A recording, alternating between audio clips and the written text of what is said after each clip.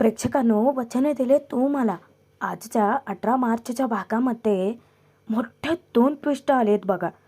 म्हणजे या हर्षवर्धनने आता गुपचूप ऊर्जाच्या बँक अकाउंटमध्ये पैसे ट्रान्सफर करून ऊर्जा लाचखोर वकील आहे असं सिद्ध करून ऊर्जाच्या बापाला जसं तडफडवलं होतं ना, अपमानित केलं होतं, तसाच हर्षवर्धनचा ऊर्जाच्या विरोधात डाव आहे.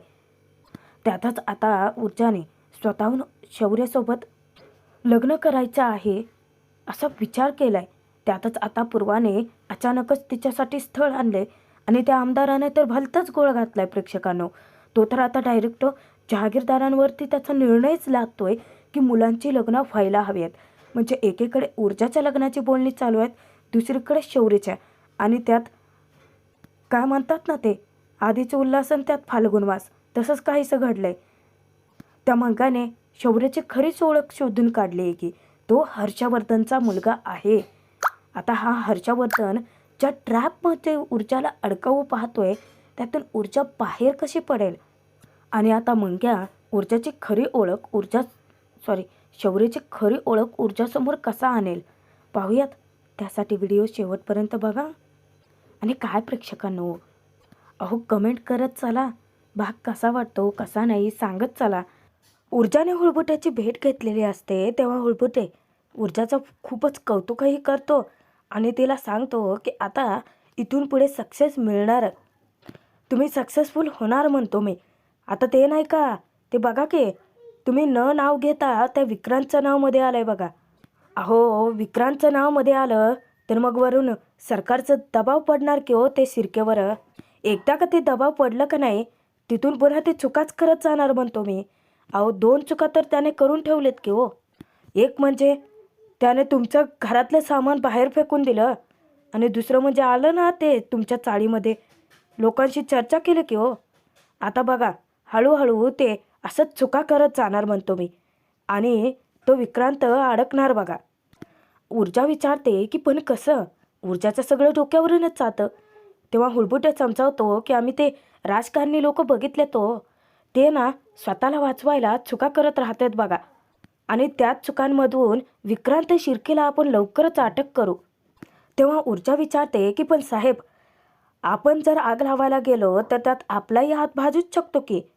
हां, ते मात्र हुळबुट्याला पटतं. पण हुळबुट्या सांगतो की मॅडम, अहो आग लावलं ना, वारं आहे ना, वारं ते उलट्या दिशेनं वाहते हो. आता आपण सुरक्षित आहे बघा मॅडम. आता आपण सुरक्षित राहायचं आणि फक्त तमाशे बघायचं हो मॅडम. यम्मा यम्मा माया यम्मा. हुळबुटे तिथं आता वेगवेगळी स्वप्न दाखवतोय करा प्रेक्षकांना ऊर्जाला. पण इकडे हर्षवर्धनने त्याची वेगळीच चाल सुरू केली. ऊर्जाला बँक फ्रॉड केसमध्ये अडकवायचं म्हणजे तिने लाच घेतली असं कोर्टात सिद्ध करायचं, तिला अपमानित करायचं. जरूर हा आणि हाच ट्रॅप असू शकतो हर्षवर्धनचा. म्हणजे प्रेक्षकांना तसं मला वाटते. तुम्हाला काय वाटतंय कमेंट करा. इकडे जेव्हा हर्षवर्धन भजनला बोलावतो आणि ऊर्जाचं बँक डिटेल्स देतो. आता भजन विचारतो की ऊर्जाचं बँक डिटेल्स त्याचं काय करायचं आहे. हर्षवर्धन म्हणतो की सांगतो. तो विचारतो की त्यांच्या ऑफिसमध्ये किती कॅश अवेलेबल आहे. भजनचं काय हो, भजन आपलं सांगून टाकतो की असतील 25-30 लाख रुपये असतील. तेव्हा हर्षवर्धन त्याला प्लॅन समजावतो की भजन ठीक आहे, आता तेच पैसे वेगवेगळ्या ब्रांचमधून वेगवेगळ्या लोकांकरवी ऊर्जा शिंदेच्या अकाउंटमध्ये डिपॉझिट करायचे. 5 लाख रुपये हे भरले गेलेच पाहिजेत असा तो आदेश देतो. आता भजनला कळतच नाही, तो गोंधळून जातो. तो विचारतो की पण हे सगळं कशासाठी. हर्षवर्धन त्याच्यावरती वचकतो की भजन जेवढं सांगितलंय तेवढं करायचं. वेगवेगळ्या ब्रांचमध्ये वेगवेगळी रक्कम ही वेगवेगळ्या लोकांकरवीच भरली गेली पाहिजे. पहिली इन्स्टॉलमेंट आजच भरली गेली पाहिजे. हर्षवर्धन भजनला निक्षून सांगतो. आता भजन त्याच्या कामाला लागतो. इकडे ऊर्जाला कोर्टाबाहेरच तिच्या कामाचे पैसे मिळालेले असतात आणि त्यांनी चेक दिलेला असतो. ऊर्जा इतकी खुश होऊन जाते. तिने ॲफिडेविटची भरपूर कामं केलेली असतात ना आणि तिला 3,500 रुपये कामाचे मिळालेले असतात. आता त्यांच्यावरती बघा, म्हणजे शौर्य आणि ऊर्जावरती नजर ठेवू नये मंग्या. जे वकील आहे ते ऊर्जाला सांगतात की तुझं नाव नीट आहे का ते बघून घे एकदाच. आता इतक्यातच तिथे शौर्य येतो. तेव्हा ऊर्जा आनंदाने सांगते की बरं झालं, अगदी योग्य वेळी आलाय. हे बघ, मला आता पहिली इन्स्टॉलमेंट करता येईल. शौर्य विचारतो की पहिली इन्स्टॉलमेंट? तेव्हा ऊर्जा म्हणते की शौर्य, हॉस्पिटलमध्ये औषधांचं बिल तू दिलं होतंस ना, मग आता ते पैसे मला परत करता येतील ना. हे बघ, मला ॲफिडेव्हिटचे कामांचे पैसे मिळालेत. आता शौर्य थोडासा चिडतो, नाराज होतो. ऊर्जा, तुला पैसे का परत करायचे असतात का? तेव्हा शौर्यला ती सांगते की माझी आई नेहमी म्हणते की माणसाला ना, जर कर्ज असेल ना डोक्यावर, तर पुढचा जन्म घ्यावा लागतो. तेव्हा शौर्य थट्टा करतो की अरे मग घे की, परत पण पुढच्या जन्मात आपण भेटू. तेव्हा ऊर्जा हसते आणि म्हणते, पुढचा जन्म घेईन की नाही माहिती नाही, पण आत्ता सध्या मी तुला चहा मात्र पाजू शकते. ऊर्जा पटकन एक महत्त्वाचं काम करते. शौर्याच्या हातात ती पर्स सोपवते आणि पर्सवरती चेक ठेवून ती स्वतःचं नाव, अकाउंट नंबर, सगळ्या डिटेल्स भरून घेते. शौर्य म्हणतो की हे कशासाठी? तेव्हा ऊर्जा कौतुकाने सांगते की ही सवय ना आईने लावली आहे मला. आई मला म्हणाली की सगळ्या डिटेल्स वेळच्या वेळी लिहून ठेवायच्या, म्हणजे कसं बँकेत गेलं की उगाच धांदल उडत नाही. अरे शौर्य, बचत गटाच्या सगळ्या महिलांना आईने हीच सवय लावली. आता काय, शौर्य ऊर्जा तर तेथून निघून जातात. पण जो हा मंग्या आहे ना, तो आता शौर्याची माहिती काढायला आलेला असतो. कशाला ह्याला हवेत ना नसत्या चौकशा. तो आता ऊर्जाचे जे वकील आहेत ज्यांच्यासोबत ऊर्जा काम करते त्यांची भेट घेतो आणि तो विचारतो की ते दोघे जे गेले आहेत ते कोण आहेत. तेव्हा तो वकील ओळख सांगतो की ती ऊर्जा शिंदे, म्हणजे ते बहुतेक दोघेही ना ज्युनियर वकील आहेत. ऊर्जा शिंदे मला माहिती आहे. आणि तो फोनमध्ये दाखवतो की हे बघा, आमची मुलगी, आमचा सन्मान. आणि तो विचारतो की तो मुलगा? आता तो वकील सांगतो की मला माहीत नाही. मुद्दामच मंग्या विचारतो की अच्छा, म्हणजे फक्त मुलींची माहिती ठेवता का, मुलांची ठेवत नाही?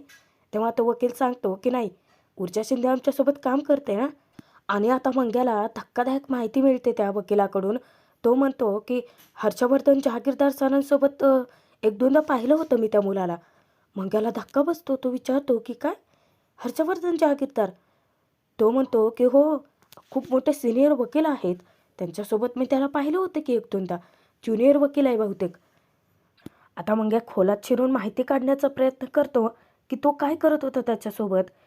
तेव्हा तो वकील सांगतो की माहीत नाही, आमचं बोलणं फक्त सिनियर वकिलांशीच होतं ना.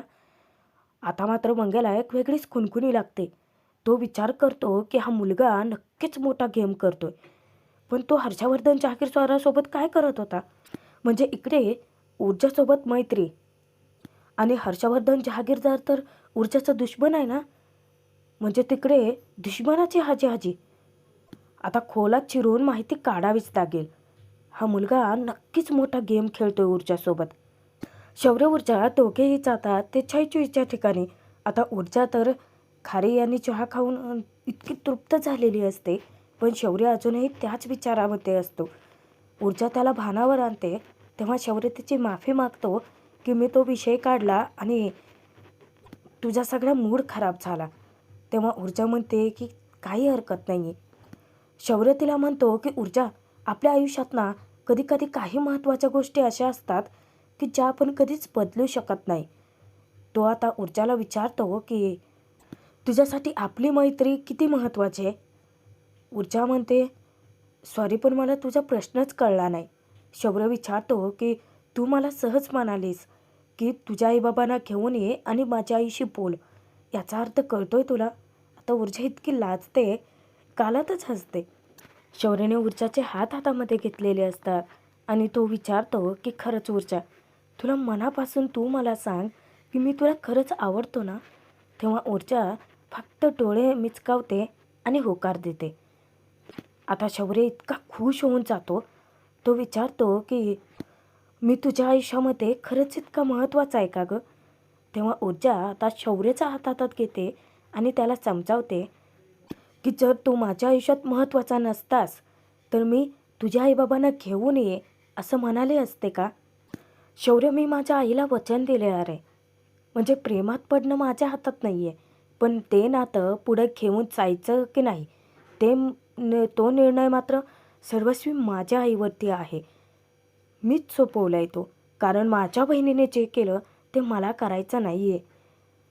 आता शौर्य थोडासा कचरतो आणि विचारतो की जर कधी ऊर्जा आपल्या नात्याची निवड करायची वेळ आली तर तू काय करशील? तेव्हा ऊर्जा विचारते की निवड का करायची आहे पण, आणि कशातून? मुळात शौर्य तुझा प्रश्नच अपुरा आहे. तेव्हा शौर्य म्हणतो की पैसा की आपलं नातं? ऊर्जा म्हणते की आपल्या नातापुढे मी पैशाची निवड का करेन? शौर्य म्हणतो की जगातले सगळं सुख की आपलं नातं? तेव्हा ऊर्जा म्हणते की आपल्या नात्याचंच मला जगातलं सगळं सुख मिळणार आहे. आता शौर्य थेट मुद्द्यावर येतो की ही केस की आपलं नातं? ऊर्जा विचार करते की केसचा काय संबंध आहे?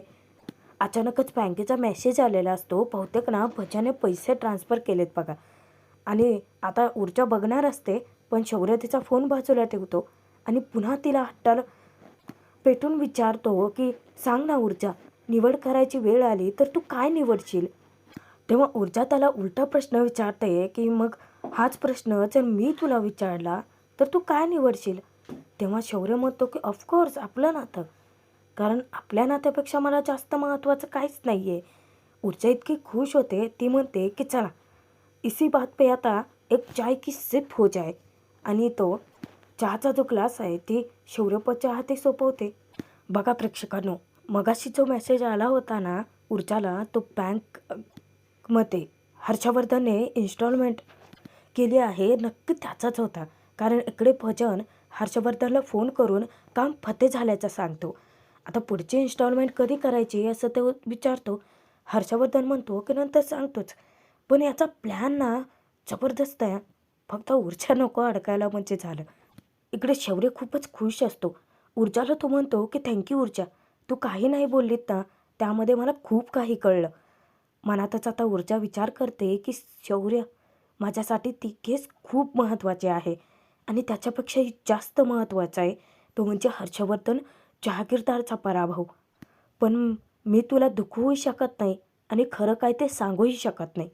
आता तिचाही कोंडमारा होतो, अगदी तसाच शौर्याचाही कोंडमारा होतो. तो मनातच ऊर्जाची माफी मागतो की सॉरी ऊर्जा, मी तुला दुखवूही शकत नाही आणि खरं काय ते सांगूही शकत नाही. दोघांच्या मनात एकच खळबळ चाललेली. अचानकच आदित्याचा शौर्याला फोन येतो आणि आदित्य थोडासा घाबरलेला असतो. शौर्याला तो सांगतो की पटकन आत्ताच्या आत्ता घरी ये. शौर्य विचारतो की अरे काही झालंय का? तेव्हा आदित्य म्हणतो की डॅड पण घरी यायला निघालेत. आजीने तुला फोन करून घरी बोलवायला सांगितले. काय महत्त्वाचं काम आहे, चल पटकन घरी ये. तेव्हा शौर्य म्हणतो की ठीक आहे लगेच येतो. ऊर्जाला तो सांगतो की सॉरी ऊर्जा, मला पटकन घरी जावं लागेल. तेव्हा ऊर्जा घाबरते. शौर्य सगळं ठीक तर आहे ना? शौर्य म्हणतो की हो सगळं ठीक आहे, फक्त अर्जंट काम आहे, घरी जावं लागेल. आणि शौर्य तेथून निघून जातो. आता ऊर्जा थोडीशी अस्वस्थ असतेच. आता चाळीमध्ये तडवे काकू पूर्वाकडे येतात आणि पूर्वाला त्या बसायलाही सांगतात. त्या सांगतात की ऊर्जासाठी मी स्थळ आणले, हा बघ तो मुलाचा फोटो, याचं नाव आहे परीक्षित जाधव, खूप चांगला मुलगा आहे अगं. पण पूर्वा म्हणते की पण मी असा विचारच केला नाही. तडवी काकू म्हणते की अगं म्हणून तर मी केला आहे ना, मला माहिती आहे बाई की आपल्या ऊर्जाच्या लग्नासाठी मलाच मध्यस्थी करावी लागेल. मुलगा खूप छान आहे, एकदा विचार कर. पूर्वा त्या मुलाचा फोटो पाहत असते. पण आता जहागीरदारांच्याकडे आता वेगळाच तमाशा उभा राहिला आहे प्रेक्षकांनो. म्हणजे अचानकच त्या आमदाराने लग्नाचाच घाट घातलाय की. त्यातच आता हर्षवर्धन जाम भडकलाय. तो त्या आमदाराला दटावतो, ओरडतो की मी तुम्हाला सांगितलं होतं का नाही की लग्नाची इतकी सगळी घाई का? आमदार म्हणतो की हे बघा, तो निर्णय झाला त्याच्यानंतर कितीतरी गोष्टी घडून गेल्यात. हर्षवर्धन चिडतो की इतका तडकाफडकी निर्णय का घ्यायचा आहे? यावरती आपलं सविस्तर बोलणं झालं होतं. त्यावर आमदार म्हणतो की मान्य आहे, पण निर्णय घेतल्यानंतर कितीतरी गोष्टी बदलल्यात. मग आता निर्णय बदलायची वेळ आली आहे. हर्षवर्धन त्याच्यावरती चिडतो, असा कसा काय निर्णय बदलायचा अचानक? आमदार म्हणतो की बदलावा लागेल. तुम्हाला माहिती आहे ना, इथे इथे येऊनच आम्ही तुम्हाला सांगितलं होतं की इथून पुढे लग्नाची बोलणी करायला तुम्हाला आमच्याकडे यावे लागेल. इतक्यातच शौर्य येतो. आमदार त्याच्याशी हसून बोलतो की अरे वा जावई बापू, बरं झालं हा वेळेवरती आलात. नाही म्हणजे तुमच्या घराचा नियमच आहे ना, कोणता महत्त्वाचा निर्णय घ्यायचा असेल तर घरातली सगळी मंडळी उपस्थित लागतात. आता या लग्नाच्या निर्णयाचा काय तो सूक्ष्मक्ष लावूनच टाका. आमदार आता हट्टालाच पेटलेला असतो. त्याने प्रकरण चिघळलेलंच असतं आणि शौर्याला धक्काच बसतो की आता अचानक लग्नाचा निर्णय कुठून आला. आजची आता शौर्याला डोळ्याने खुणावून शांत राहायला सांगते फक्त. तेव्हा हर्षवर्धन त्या आमदाराची समजूत घालत असतो की हे बघा, इतका तडकाफडकी निर्णय घ्यायची गरज नाही आहे. पण तो आता डायरेक्ट वादच घालत असतो त्यांच्याशी की या आता पुढच्या आठवड्यात या लग्नाची सगळीकडे चर्चा व्हायलाच हवे. ते लग्न आठवड्यातच व्हायला हवंय. अहो बघा ना, ती ऊर्जा शिंदे, तिने सगळीकडे ते प्रकरण पूर्णपणे चिघळवून टाकलंय. जिथे तिथे तीच आणि तीच दिसते. अहो जर असं होत राहिलं तर लोकांचा तो भ्रम होईल ना. आपण वेळेवरती हालचाल नाही केली तर लोकांना वाटेल की जी जे बोलते ते खरंच आहे. तेव्हा हर्षवर्धन समजावतो की लोकांची मेमरी शॉर्ट असते. सगळं निवळेल लवकरच, फक्त 1 आठवडा द्या. खरं तर आज सकाळीच मी मुहूर्त बघायचं ठरवलं होतं, पण तो सुप्रियाकडे बोट करतो की हीच मला म्हणाली की आजचा मुहूर्त चांगला नाही, नाहीतर आत्ता इथेच साखरपुडा केला असता मी. तेव्हा आता प्रभाकर धक्क्याने विचारतो की आठवड्यात लग्न? आदित्य म्हणतो की कसं शक्य आहे? अहो तयारी करणं सोपं नाही आहे. तेव्हा आमदार सांगतो की तयारी तुम्हाला मुळात करायचीच नाही आहे. ते सगळं आमचं आम्ही बघू. आणि आम्ही तर पत्रिकांचे नमुनेही आणले आहेत. त्यावर शैलजा म्हणते की फक्त पत्रिका छापून काही होत नाही ना. त्यावर आमदार सांगतो की पण मी कुठं म्हटलं की सगळी तयारी तुम्हाला करायची आहे. तुम्ही फक्त साड्या नेसवून दागिने घालून नटून थटून मांडवत उभं राहायचं आहे. सगळी तयारी आम्ही करू ना. आणि आमदार डायरेक्ट आपला निर्णय जहागीरदारांवरती लादतच असतो की पुढच्या आठवड्यामध्ये लग्न होईल. आता बस, विषय संपला. शौर्याला मात्र जबरदस्त झटका बसलेला असतो. म्हणजे जहागीरदारांसाठी हे सगळं खूपच अनपेक्षित होतं. आता जसं शौर्याच्या लग्नाची बोलणी चालू असतात तसंच इकडे पूर्वाच्या सुद्धा दळवी काकू मागेच लागते. पूर्वाचं मन मानत नसता ती विचारते की पण नक्की कोण आहेत, तुमच्या ओळखीतले आहे का? तेव्हा दळवी काकू म्हणते की अगं म्हणूनच तर इतकं खात्रीशीर बोलते. इतक्यातच ऊर्जा येते आणि ऊर्जा ते ऐकते आणि तिलाही धक्का बसतो. आता ती विचारते की पण नक्की कोण आहेत ते? आता दळवी काकू सांगते की आपले ते परब काका आहेत ना, त्यांचे पाहुणे आहेत. त्या मुलाची आई भजनी मंडळात येते ना, आणि शिवाय स्वामींच्या मठात सुद्धा येते. खूप गोड आहे गं बाई ते. आपल्या ऊर्जाला खूप सुखात ठेवतील ते लोक. पूर्वा विचारते की पण आपल्या ऊर्जाला कसे ओळखतात ते? दिव्या म्हणते की दळवी काकू सांगते की काय आहे पूर्वा, अगं जिथे तिथे आपल्या ऊर्जाच्याच नावाचा डंका आहे ना. अगं काय ते सोशल मीडिया, त्यावरती मुलाने व्हिडिओ पाहिला आणि आपल्या ऊर्जाचा तडफदारपणा त्याला खूपच आवडला. त्याने स्वतःच सांगितलं की या मुलीच्या घरी लग्नाची बोलणी करा म्हणून. मग काय, भजनी मंडळात त्याची आई डायरेक्ट फोटोच घेऊन आली. पूर्वा तुलाही ओळखतात ती लोक. म्हणूनच म्हणते जास्त विचार करू नकोस. आपल्या ऊर्जाच्या सुखासाठी हे घर चांगलं आहे. तू ना लग्नाची बोलणी करूनच टाक बाई. इतक्यातच आता पूर्वाचं लक्ष ऊर्जाकडे जातं. आता दळवी काकू ऊर्जाच्याही मागे हात धुवूनच लागते. जबरदस्ती ती मुलाचा फोटोच काय दाखवते. त्या मुलाचे कौतुक सोहळे चालू करते की तो मुलगा किती छान आहे, बँकेत मोठ्या पदावरती कामाला आहे, भरमसाठ पगार आहे, मिडल क्लास माइंडसेट. म्हणजे असंच विचार करतात ना लोक. मेडिकल म्हणू नकोस, सुट्ट्या म्हणू नकोस, चांगली सुखात राहशील हो ऊर्जा. आणि त्याने काय ते बँकेतले लोन काढवून 4 चाकी गाडीसुद्धा घेतली आहे. अजून काय हवं आहे आपल्याला? बोल, करू का बोलणी? आता ऊर्जा धक्क्याने आईकडे पाहत असते आणि पूर्वा तिच्याकडे. आणि मग काय प्रेक्षकांनो, छानसा हा भाग इथेच संपतोय. बघूयात पुढे काय ट्विस्ट आलाय. अरे बापरे प्रेक्षकांनो, आता पुढे तर मोठा ट्विस्ट आलाय. कारण या मंग्याने शौर्याचा फोटो दाखवून त्याची सारी कुंडलीच काढली की हो. आणि त्याला कळलंय आता की हर्षवर्धनचाच मुलगा आहे शौर्य. त्यातच आता पूर्वाही मागे लागले ऊर्जाच्या लग्नासाठी. आणि ती विचारते ऊर्जाला की तुझ्या मनात दुसरं कोणी आहे का? तेव्हा ऊर्जा शौर्यला फोन करते आणि शौर्यला सांगते की आईची अशी इच्छा आहे की मी त्या मुलाला भेटून घ्यावं. पण आता शौर्यलाही धक्का बसलाय. आता या मंग्याने शौर्याची खरी ओळख तर काढले, पण शौर्याची खरी ओळख ऊर्जासमोर आल्यानंतर काय होईल? शौर्य ऊर्जा कसे एकत्र येतील? पाहणं तितकंच मनोरंजन.